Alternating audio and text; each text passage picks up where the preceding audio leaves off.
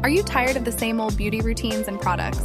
Well, get ready to be intrigued because we're about to take you on a journey to explore some of the most bizarre and fascinating beauty practices from around the world. From neck elongation in Myanmar to force feeding in Mauritania, these practices might seem shocking and even painful, but they have played an important role in defining cultural beauty standards throughout history. So, let's dive into the world of unique and intriguing beauty traditions and see how different cultures have transformed their bodies in the name of beauty.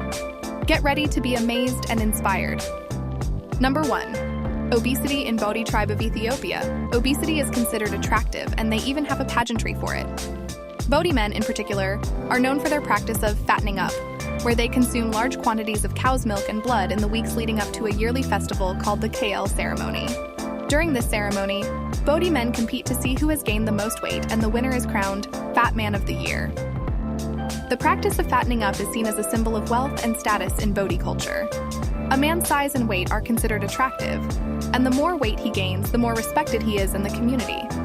Additionally, being overweight is seen as a sign of good health and prosperity, as it indicates that one has access to abundant food resources.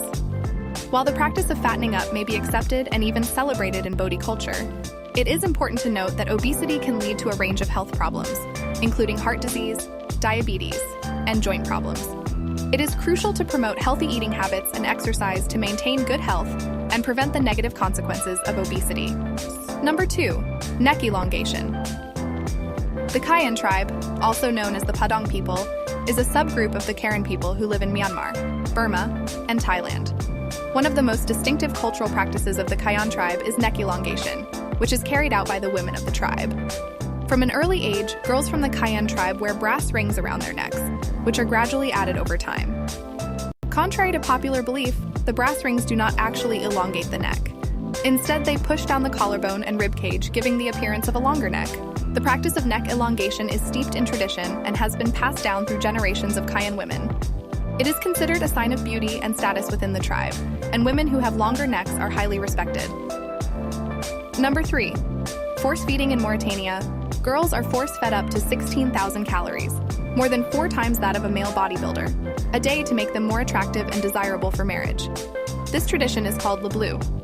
Mauritanian culture emphasizes obesity as a sign of wealth, status, and desirability, and believe that a woman's job is to make babies and be a soft, fleshy bed for her husband to lie on. In Mauritania, divorced women are also sought after because their previous marriage would have given them insight, maturity, and wisdom from their first marriage, and they'll be able to smoothly steer through their lives, and multiple marriages are seen as a reflection of her uniqueness, beauty, and attractiveness.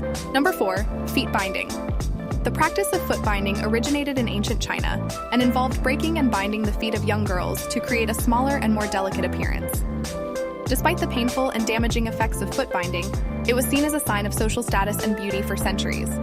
The practice was outlawed in the early 20th century as part of a movement toward modernization and women's rights. Today, foot binding is widely condemned as a harmful and oppressive tradition, although its legacy can still be seen in some elderly women who underwent the procedure. It is important to approach cultural practices with an open mind and critical perspective. Number 5. Crooked teeth.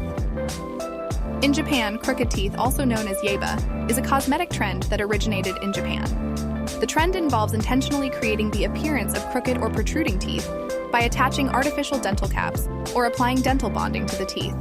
It is considered cute and attractive, particularly among young women. It is believed that having crooked or protruding teeth creates a youthful and innocent look that is considered attractive in Japanese culture. Even though it has been criticized by outsiders as a form of body modification that's unnecessary, the yeba trend has gained popularity, particularly among fans of Japanese culture and fashion. Some dental professionals offer the procedure as a cosmetic treatment, although it remains controversial and is not widely accepted in the dental community. Number 6. Lip plates. The practice involves stretching the lower lip to accommodate a large circular or rectangular-shaped plate made from clay, wood, or other materials. Among the Samburu and Mercy communities in Kenya, the practice of wearing a lip plate is a rite of passage for young women when they reach puberty. The size of the lip plate is gradually increased over time until the lip is stretched enough to accommodate a large disc. The practice of wearing a lip plate is considered a symbol of beauty and a sign of maturity among these communities. It is also believed to enhance a woman's fertility and increase her chances of finding a good husband.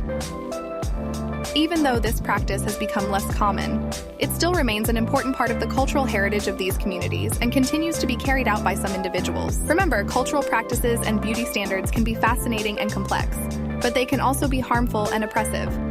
What cultural practices or beauty standards have you learned about that shocked you? Let's keep the conversation going. Thanks for joining us today on Curious Mind Core. Don't forget to subscribe to our channel and hit the notification for more content like this. See you in the next video.